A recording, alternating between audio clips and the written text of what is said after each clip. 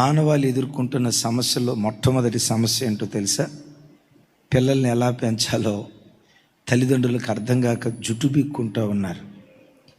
కారణం ఏంటంటే ప్రతి వ్యక్తి ఓ మంచి ఉద్యోగస్తుడిగా రాణించగలుగుతున్నాడు, మంచి వ్యాపారవేత్తగా సక్సెస్ఫుల్ అవ్వగలుగుతున్నాడు.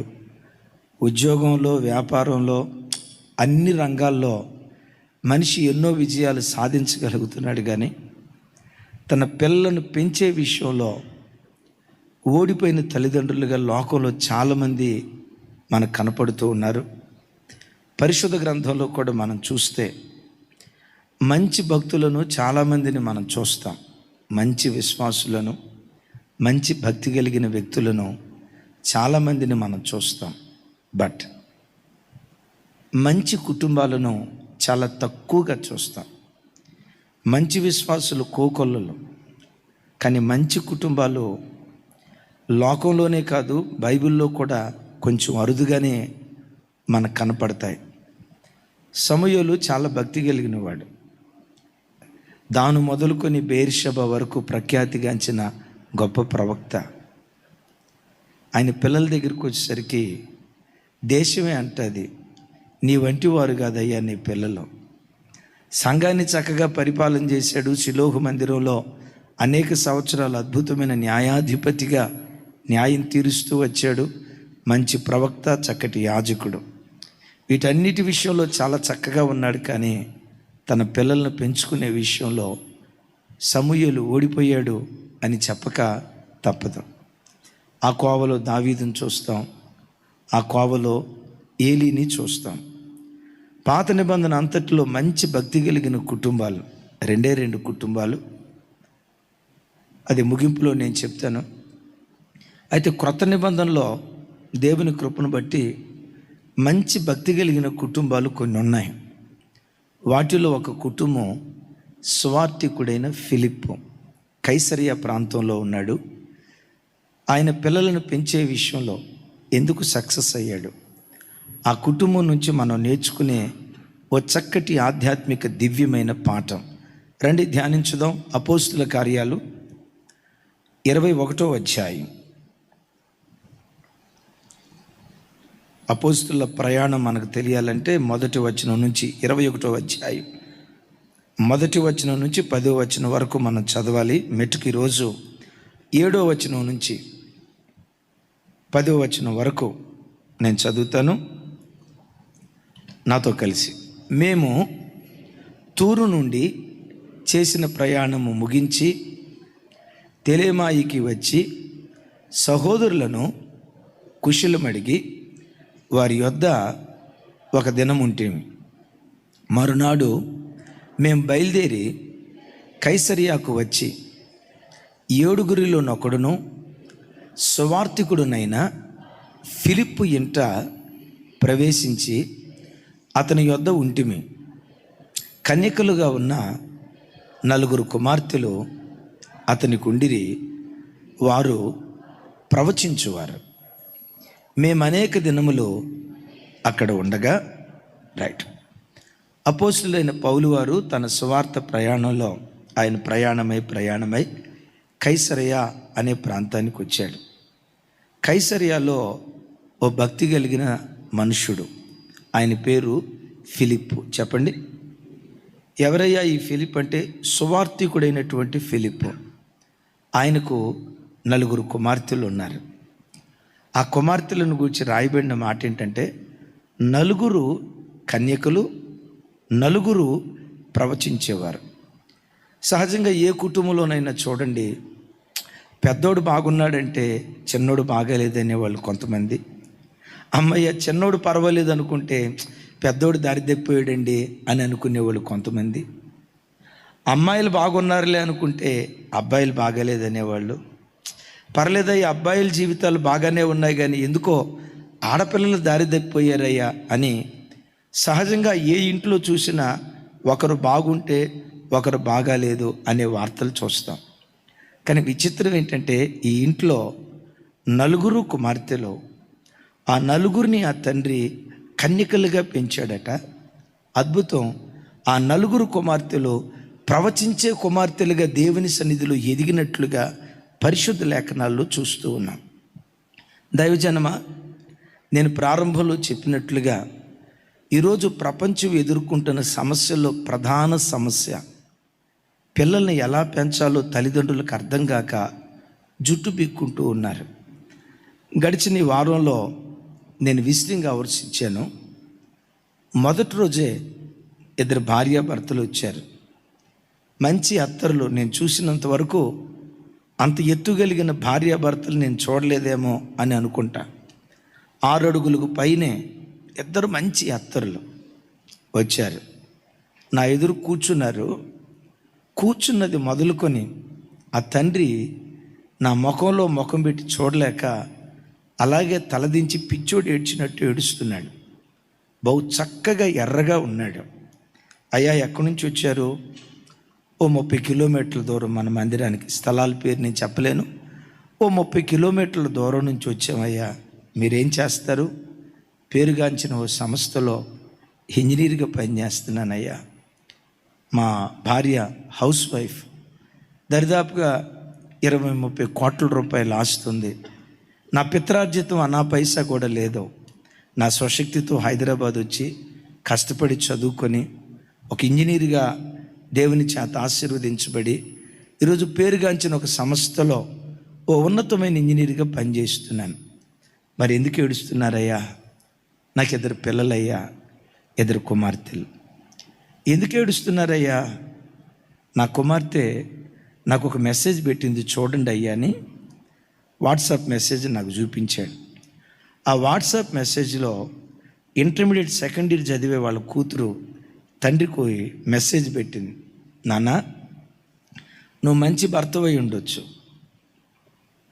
మంచి కొడుకువై ఉండొచ్చు, నువ్వు వెళ్ళే సంఘంలో మంచి విశ్వాసివై ఉండొచ్చు, మా అమ్మకు మంచి భర్తవై ఉండొచ్చు, నేను కన్న తల్లిదండ్రులకు మంచి కుమారుడు అయి ఉండొచ్చు, నీవు మాత్రం మంచి తండ్రివి కాదు నాన్న. తండ్రి విషయంలో నువ్వు ఫెయిల్ అయిపోయావు. ఆఫ్కోర్స్ మంచి కొడుకు అయి ఉండొచ్చు, నువ్వు మంచి తండ్రివి కాదు నాన్న. మంచి విశ్వాసివై ఉండొచ్చు, మంచి తండ్రివి కాదు నాన్న. మా అమ్మకు నువ్వు మంచి భర్తవై ఉండొచ్చు, కానీ నా విషయంలో you are a bad parent, you are a bad father. నా కడుపును పుట్టిన కూతురు నాకు పెట్టిన మెసేజ్ అయ్యా. ఏడుస్తున్నాడు, ముఖం చూపించలేకపోతున్నాడు. ఆ ప్రక్కన కూర్చొని భార్య అంటది, అయ్యా, నా భర్త వయసు 50, నా వయసు 45, 46.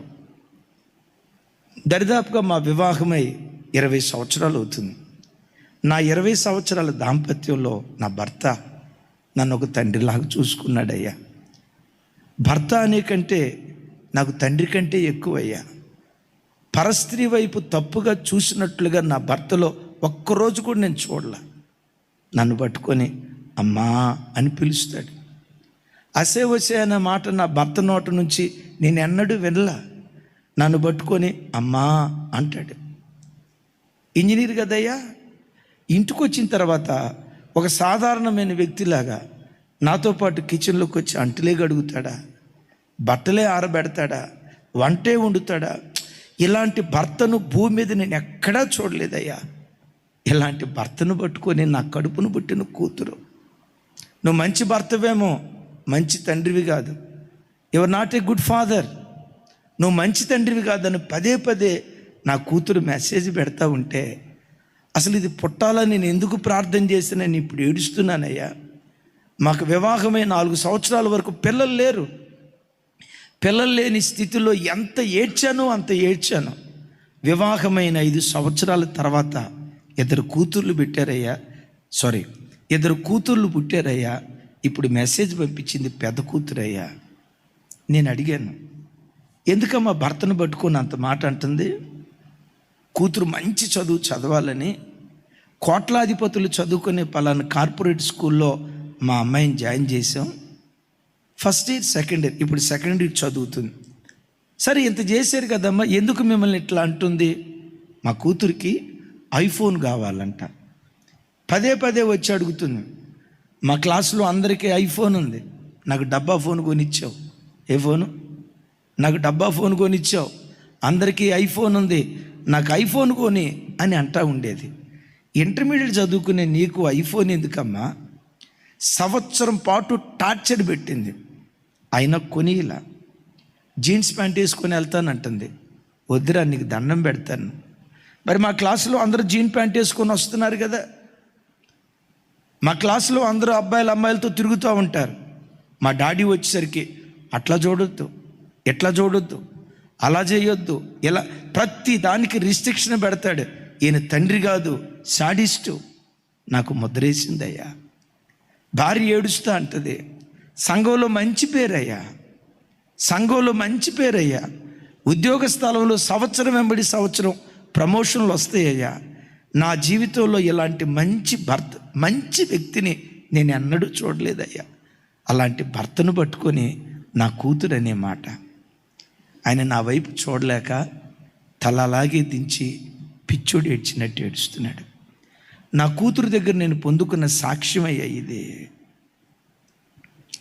ఎందుకు ఈ మాట అందాయి అంటే, అది ఐఫోన్ కొనమంది నేను కొంటలా, జీన్ ప్యాంటు కొనమంది నేను కొంటలా, జుట్టు ఎలా విరబోసుకోవాలనుకుంటుంది నేను వద్దంటున్నాను, ఇలా తిరుగుతానంటుంది నేను వద్దంటున్నాను, దాన్ని బట్టి నన్ను ఇలా అంటుందయ్యా అని వలవల ఏడుస్తూ ఉంటే ఆ తల్లి అంటది, ఈ పిల్లలు పుట్టకుండా ఉంటే బాగుండేదయ్యా. ఇలాంటి పిల్లలను కని మేము సుఖపడింది ఏంటని 46 సంవత్సరాల తల్లి వలవల ఏడుస్తుంది. నిజమే దైవజనమా, ఈరోజు ప్రపంచం ఎదుర్కొంటున్న సమస్యల్లో ప్రధాన సమస్య పిల్లల్ని ఎలా పెంచాలో అర్థం కాని స్థితి. కానీ ఇక్కడ బైబిల్లో చూడండి, స్వార్థికుడైన ఫిలిప్పుకు ఎంతమంది కుమార్తెలు? వచ్చే వారం చెప్తాను వాళ్ళని గూర్చి. 4 కుమార్తెలు. ఆ 4 ఎలా పెంచాడట? కన్యకలుగా పెంచాడట. అద్భుతం. వారందరూ ప్రవచించువారు. నేనంట, ఎంత అద్భుతంగా తన కుమార్తెలను పెంచగలిగాడంటే ఈ తండ్రిలో ఉన్న ప్రత్యేకత ఏంటి? మెట్టుకు ఒక మాట చెప్పి ఆయనలో ఉన్న 7 విశిష్టతలు చెప్తాను. ఏ కుటుంబమైనా కట్టబడాలంటే మీకు తెలిసింది టకామని చెప్పండి. ఇంటి భర్త పురుషుడు భక్తి కలిగి ఉండాలా, స్త్రీ భక్తి కలిగి ఉండాలా? మీకు తెలిసింది చెప్పండి ఏదో ఒకటి. లైవ్ చూస్తున్న బిడ్డలారా, పురుషుడు భక్తి కలిగి ఉండాలా, స్త్రీ భక్తి కలిగి ఉండాలా? ఇద్దరు భక్తిగా ఉండాలి, నో డౌట్. కానీ స్త్రీ కంటే ఏ ఇంట్లో పురుషుడు భక్తి కలిగిన వాడిగా బ్రతుకుతాడో, ఏ ఇంట్లో పురుషుడు మాదిరికరమైన ప్రవర్తనతో బ్రతుకుతాడో, ఏ ఇంట్లో పురుషుడు భార్య కానీ పిల్లలకు కానీ రోల్ మోడల్గా ఉంటాడో, ఆ ఇల్లు కట్టబడే విధానమే ప్రత్యేకంగా ఉంటుంది. సహజంగా అందరనే మాట ఏంటో తెలుసా వసంతన్న? అందరూ ఏమంటారంటే, ఆడోళ్ళు భక్తి కలిగి ఉంటే కుటుంబాలు కట్టబడతాయండి, ఆడోళ్ళు భక్తి కలిగి ఉండాలి. మరి నువ్వు పూల రంగుల్లాగా తిరుగుతావా? మరి నువ్వు నా జీవితం నా ఇష్టం అన్నట్టు జీవిస్తావా? లేదు. స్త్రీకి సహజ సిద్ధంగా ఎంతో కొంత దైవభక్తి ఉంటుంది. అయితే ఒక ఇంటిలో స్త్రీ భక్తిగా బ్రతికిన దానికంటే కిషోర్, ఏ ఇంట్లో పురుషుడు భక్తిగా బ్రతుకుతాడో ఆ ఇల్లు కట్టబడే విధానమే ప్రత్యేకంగా ఉంటుంది. టకామని సమాధానం చెప్పండి. అబ్రహాము, శారా వాళ్ళిద్దరిలో మంచి భక్తి కలిగిన వాళ్ళు ఎవరు? అంటే శారమ్మ భక్తి కలిగింది కాదా అని అంటానికి వీల్లేదు. కానీ శారమ్మ తల్లి కంటే అబ్రహామయ్య భక్తిలో అందనంత ఎత్తులో ఉన్నాడు. ఎస్. ఇస్సాకు, రెబెక్క వాళ్ళిద్దరిలో మంచి భక్తి కలిగిన వాళ్ళు ఎవరు? ఎస్. యాకోబు, లేయా, యాకోబు, రాహేలు వాళ్ళలో మంచి భక్తి కలిగిన వాళ్ళు ఎవరు? బైబిల్లో ఎక్కడైనా చూడండి, దేవునితో సంబంధం భక్తి అంటే అది పురుషుల సొంతం అన్నట్లుగా బైబిల్లో మనం చూస్తాం. దావీదు కుటుంబం ఉంది కదా, దావీదు కుటుంబంలో దావీదు భార్యలు భక్తి కలిగిన వాళ్ళని రాసిందా, దావీదు భక్తి కలిగిన వాడని రాసిందా? అలాగని స్త్రీలకు భక్తి వద్దని కాదు, స్త్రీ భక్తి కలిగిందిగా ఉండాలి. ఎట్ దట్ సేమ్ టైం ఆ ఇంటి యజమానుడు భర్త తన భార్య కంటే భక్తిలో ఒక అంతస్తు ఎత్తులో ఉంటే ఆ ఇల్లు కట్టబడే విధానమే ప్రత్యేకంగా ఉంటుంది. అందుకనే యవన బిడ్డలారా, లైవ్ చూస్తున్న పురుషులారా, ఇంటి యజమానులారా, మీరు ప్రభు కొరకు ఖచ్చితంగా నిలవబడితే మీరు ప్రభు కొరకు ఖచ్చితంగా బ్రతికితే, వాక్యాన్ని ముందు పెట్టుకొని వాక్యపు జాడల్లో మీరు నడిస్తే, ఇప్పుడు రైలు బండి ఉంది, రైలు ఇంజిన్ పట్టాల మీద ఉందనుకోండి, దాన్ని ఆనుకొని ఉన్న పెట్టెలన్నీ పట్టాల మీద వెళ్ళిపోతాయి. ఇంటి యజమానుడు, పురుషుడు, భర్త కుటుంబానికి రైలు ఇంజిన్ లాంటివాడు. భర్త ఒకడు పట్టాల మీద ఉంటే భార్య కానీ పిల్లలు కానీ చక్కగా దేవుని కృపలో సాగిపోవటానికి దేవుడు సహాయం చేయునుగాక. సరే, బైబిల్ అంతట్లో వెతికితే ఫిలిప్ భార్య పేరు మనకు కనపడదు. ఇప్పుడు నువ్వు బైబిల్ చూసినా నీకేం కనపడదు తమ్ముడా, రోజుల తరబడి చూసి నాకే కనపడలా. ఫిలిప్ పేరు రాసి ఉంటుంది కానీ ఫిలిప్ భార్య పేరు రాయలా. అలాగే నా తల్లి చెడ్డదనేం కాదు. ఫిలిప్ జీవితాన్ని గురించి బైబిల్లో ఎన్నో విషయాలు ఉన్నాయి. ఆయనలో నుంచి 7 దివ్యమైన పాఠాలు. నంబర్ 1, సంఘంలో మంచి సాక్ష్యము పొందినవాడు. చూడండి ఆ మాట, అపోస్తల కార్యం 6వ అధ్యాయం.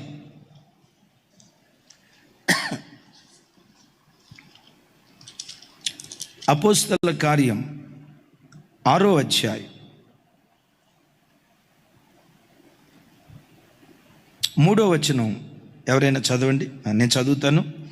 3వ వచనం నుంచి 5వ వచనం వరకు నాతో కలిసి చెప్పండి. కాబట్టి సహోదరులారా, ఆత్మతోనూ జ్ఞానముతోనూ నిండుకొని మంచి పేరు పొందిన 7 మనుషులను మీలో ఏర్పరచుకొనుడి. మేము వారిని ఈ పనికి నియమింతుము. అయితే మేము ప్రార్థన యందును వాక్య పరిచర్య యందును ఎడతెగక యుందుమని చెప్పిరి.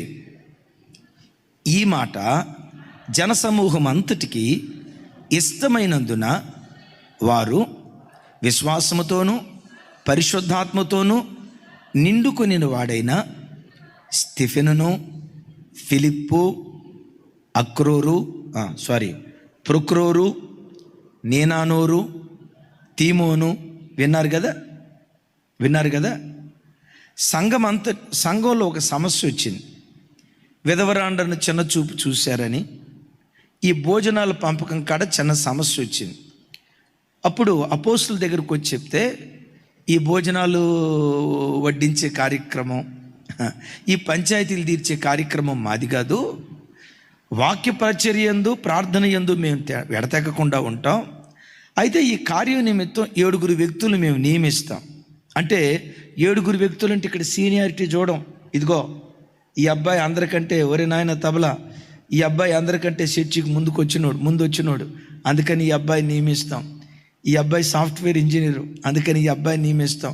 అబ్బాబ్బా, ఈ అబ్బాయి భలే చక్కగా ఉన్నాడు, ఎర్రగా ఉన్నాడు, ఎత్తు కూడా 6 అడుగులు దాటి ఉన్నాడు, భలే చక్కగా ఉన్నాడు, అందుకని ఈ అబ్బాయి నియమిద్దాం. ఇదిగో వీళ్ళు ఉన్నారు చూసారా, ₹1 కోటి ఖరీదైన కారులో వస్తారు చర్చికి, కాబట్టి వీళ్ళ నియమిద్దాం. అరే వీళ్ళు మన తూగోవాళ్ళేనంట, అదుగుదుగో వాళ్ళు మన పాగోవాళ్ళేనంట, వీళ్ళు మన కులపేళ్ళేనంట, అందుకని వీళ్ళ నియమిద్దాం అని వీటిని బట్టి నియమించలేదు. 7 నియమించారు. ఎవరు నియమించారో తెలుసా? ఆదిమ సంఘం యెరూషలేము అంతటిలో మంచి సాక్ష్యాన్ని పొందిన 7 ఎన్నుకొని ఆ 7 సంఘ పెద్దలుగా నియమించారు. వారిలో మొదట ఆయన పేరు స్టెఫెను. ఎవరు స్టెఫెను చెప్పాలి? మొట్టమొదటి హతసాక్షి. 7వ అధ్యాయంలో హతసాక్షి అయ్యాడు కదా, మొట్టమొదటి హతసాక్షి స్టెఫెను పేరు తర్వాత వెరీ నెక్స్ట్ పేరు ఎవరి పేరు రాయబడి ఉంది? అందరు నోరు తెచ్చి చెప్పాలి. ఎవరి పేరు రాయబడి ఉంది? ఫిలిప్పు పేరు రాయబడి ఉంది. అంటే ఆ మంచి సాక్ష్యం పొందిన వారిలో ఈ సంఘం అంతట్లో మంచివాళ్ళు ఎవరు అని ఆ లిస్ట్ తీసేటప్పుడు ఫస్ట్ పేరు స్టెఫెన్ పేరు వస్తే, రెండవ పేరు చెప్పాలి, రెండవ పేరు ఫిలిప్ పేరు వచ్చింది. యెరూషలేము అనే ఆదిమ సంఘంలో, ఇంకోసారి చెప్పేదా, అపోస్తులైన పేతురు వారు సువార్త వల విసిరినప్పుడు ఒకేసారి 3,000 మంది రక్షించబడ్డారు.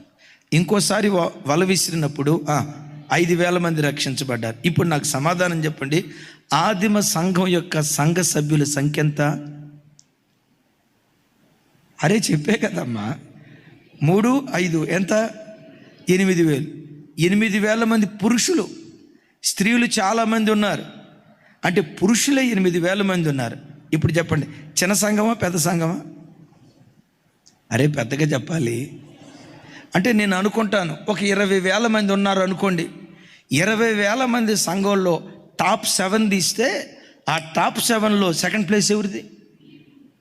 చెప్పండి. ఏమండి, ఇద్దరిలో రెండో వాడు అంటే అదేం గొప్పతనం ఏం కాదు. అప్పట్లో విజిటింగ్కి వెళ్ళే రోజుల్లో ఒక ఇంటికి వెళ్ళాం. వాళ్ళ తల్లి చెప్తుంది, మా అమ్మాయి క్లాస్ సెకండ్ అన్నా, మా అమ్మాయి క్లాస్ సెకండ్ అన్నా, మా అమ్మాయి క్లాస్ సెకండ్ అన్నని తెగ మురిసిపోతుంది. ఆ అమ్మాయిని చిన్న లెక్క అడిగితే చెప్పలా. నేను ఆ పాపను పిలిచి అడిగా, అమ్మ మీ క్లాసులో ఎంతమంది ఉంటారా అన్నా. ఏమందో తెలుసా, మా క్లాసులో 2 ఉంటామన్నా. విన్నారా? మా క్లాసులో 2 ఉంటామన్నా. 2 ఉన్న క్లాసులో సెకండ్. ఏం గొప్పే ఉంది, దానికేం ఎగ్జామ్ రాయాల్సిన అవసరంలా. రాయకపోయినా క్లాస్ సెకండే.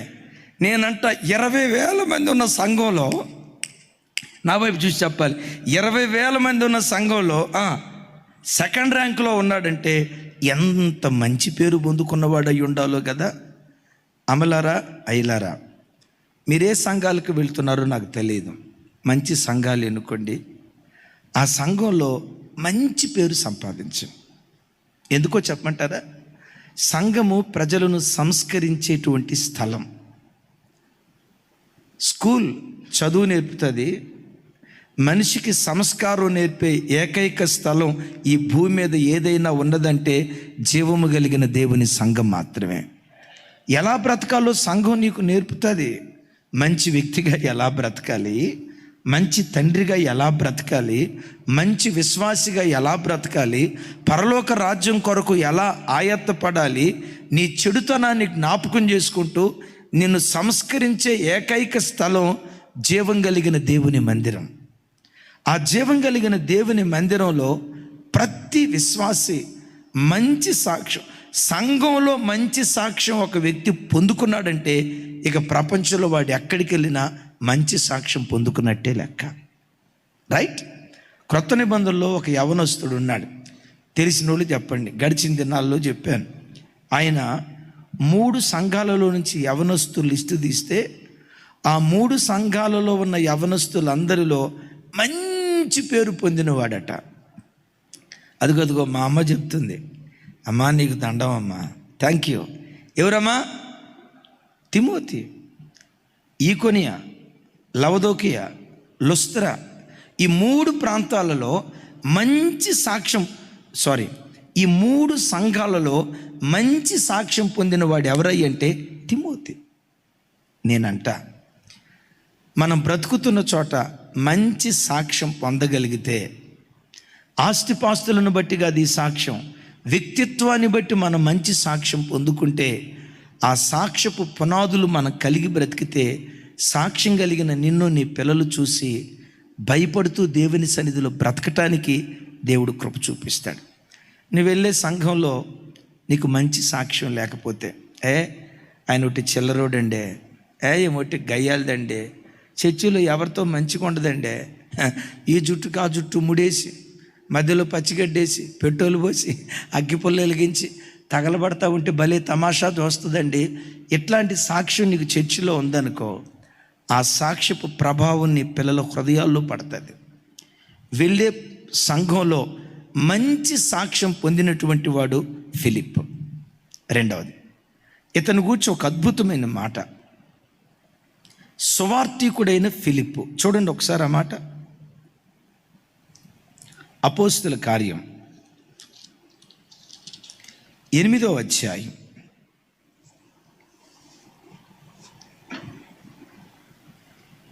4వ వచనం. 8వ అధ్యాయం 4వ వచనం. జస్ట్ రెఫరెన్స్లు చెప్తాను. అలాగే 12వ వచనం.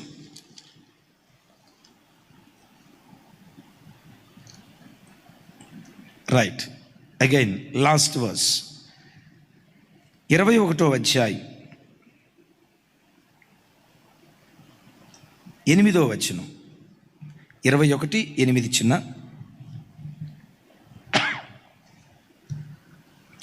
నాతో కలిసి చెప్పండి. మరునాడు మేము బయలుదేరి కైసరయాకు వచ్చి 7 నొకడును స్వార్థికుడునైన ఫిలిప్పు ఇంట ప్రవేశించి. నా వైపు చూడండి. ఫిలిప్ అనే పేరుకు ముందు ఏ టైటిల్ ఉంది చెప్పండి? క్రొత్త నిబంధనలో సువార్థికుడు అని పేరు పొందిన ఏకైక వ్యక్తి ఫిలిప్. దైవజనుడా అని పిలువబడిన ఏకైక వ్యక్తి ఎవరు అన్నారు కదా, చెప్పండి గట్టిగా. సరే మీరు చెప్పండి చిన్న. అదిగా బైబిల్లో దైవజనుడా, క్రొత్త నిబంధనలో దైవజనుడా అని పిలువబడిన ఏకైక వ్యక్తి తిమోతి. సువార్థికుడు అని పిలువబడిన ఏకైక వ్యక్తి ఫిలిప్. మీరు బైబిల్ అంతా వెతకండి, మీకు అర్థమవుతుంది. సువార్థికుడు అని పేరు వహించిన వాడు. అవును, ఈ భక్తుడు ఎవరంటే సువార్తను మోసుకుంటూ వెళ్ళాడు. సమరయ ప్రాంతానికి కానీ, కైసరియా ప్రాంతానికి కానీ, యెరూషలేం ప్రాంతానికి కానీ, తాను బ్రతుకుతున్న ప్రతి చోట సువార్తను మోసుకొని వెళ్ళేవాడు. నా వైపు చూడండి. సువార్తను మోసుకెళ్ళేడే. నా వైపు చూడాలి అందరూ. లైవ్ చూస్తున్న బిడ్డలారా చూడాలి. సువార్తను మోసుకెళ్ళేడే కానీ ఇంకొక వార్తను మోసుకొని వెళ్ళాల. ఏ వార్త చెప్పండి? అదే దుర్వార్తలను మోసుకొని వెళ్ళాల. ఏ స్థలానికి వెళ్ళినా యేసుక్రీస్తును గూర్చిన సువార్త, యేసుక్రీస్తు జననాన్ని గూర్చిన సువార్త, యేసుక్రీస్తు జీవితాన్ని గూర్చిన సువార్త, యేసుక్రీస్తు శిలువ యాగాన్ని గూర్చిన సువార్త, యేసుక్రీస్తు మరణాన్ని గూర్చిన సువార్త, యేసుక్రీస్తు పునరుద్ధానాన్ని గూర్చిన సువార్త. ఎక్కడికి వెళ్ళినా ఈ సువార్తను మోసుకొని వెళ్ళాడే కానీ దుర్వార్తలు మోసుకొని వెళ్ళాల. పల్లెటూళ్ళలో కొంతమంది పేర్లు ఉంటాయి. సువార్తమ్మ పేరు అద్భుతం. ఆ అక్క మోసుకెళ్ళేది అంతా ఏదో అన్నారు మీరే. ఏ వార్తలమ్మా? పేరు సువార్తే, మోసుకెళ్ళేది అంతా దుర్వార్తలే, లేని వార్తలు మోసుకొని వెళ్తారు. అమలారా ఐలారా, మీరే సంఘాలకు వెళ్తున్నారో నాకు తెలీదు. లైవ్ చూస్తున్న మీతో ప్రత్యేకంగా మాట్లాడుతున్నాను. మంచి సంఘాన్ని ఎన్నుకోండి. ఆ సంఘానికి వెళ్ళిన తర్వాత ఆ సంఘంలో నుండి, నా వైపు చూడాలి, ఆ సంఘంలో నుండి మేలైన వాటిని ఇంటికి మోసుకొని వెళ్ళండి. ఇంటికి వెళ్ళారా? మీరు భోజన పంక్తిలో కూర్చున్నప్పుడు, పిల్లలు మీ ఇంట ఉన్నప్పుడు, పిల్లలు మీ మధ్యలో తిరుగుతున్నప్పుడు, ఆ ఆదివారం సంఘంలో దైవజనుని బలపరిచి ఏ వాక్యం ద్వారా దేవుడు మీతో మాట్లాడాడు, ఏ వాక్యం మీ హృదయాన్ని తాకిందో, ఏ వాక్యం మీ హృదయాన్ని కదిలించిందో, ఏ వాక్యం మిమ్మల్ని ఏ వాక్యం మీకు బుద్ధి చెప్పిందో, ఏ వాక్యం మీ హృదయాన్ని కదిలించిందో, వినిన వాక్యాన్ని గురించి పిల్లలతో తర్కించండి, పిల్లలతో డిస్కస్ చేయండి. సంఘానికి వచ్చే ప్రజల్లో భక్తి కలిగిన వాళ్ళు చాలామంది ఉంటారు కదా, వాళ్ళ భక్తిని కూర్చున్నటువంటి వార్తలు. రైచిన మన చర్చికి పలానా అక్క వస్తుంది తెలుసా, పలానా అన్న వస్తాడు తెలుసా, అదే మన సాక్ష్యం చెప్పాడు సుధీర్ అన్న, ఆ అన్న 16వ ఏటే బాప్తిస్మం తీసుకున్నాడంట్రా, ఇట్లా పరిచర్య చేశాడంట్రా. అట్లా నమ్మకంగా పరిచర్య చేయటాన్ని బట్టి ఈరోజు అన్నని దేవుడు ఎంత ఆశీర్వదించాడో తెలుసా, మన సాక్ష్యం చెప్పాడే. 16 సంవత్సరంలో బాప్తిస్మం తీసుకున్నాడంట్రా. అరే మన చర్చికి పలానా అక్క వస్తుందే, మన సాక్ష్యం చెప్పిందే. ఆ అక్క 17వ సంవత్సరంలో బాప్తిస్మం తీసుకుందంట. నాన్న నువ్వు కూడా అట్లా ఎందుకు బ్రతకూడదు, అమ్మా నువ్వు కూడా అట్లెందుకు జీవించకూడదు? ఇలాంటి సువాసనను వెదజల్లే వార్తలు మన పిల్లలకు పదే వినిపించాలి.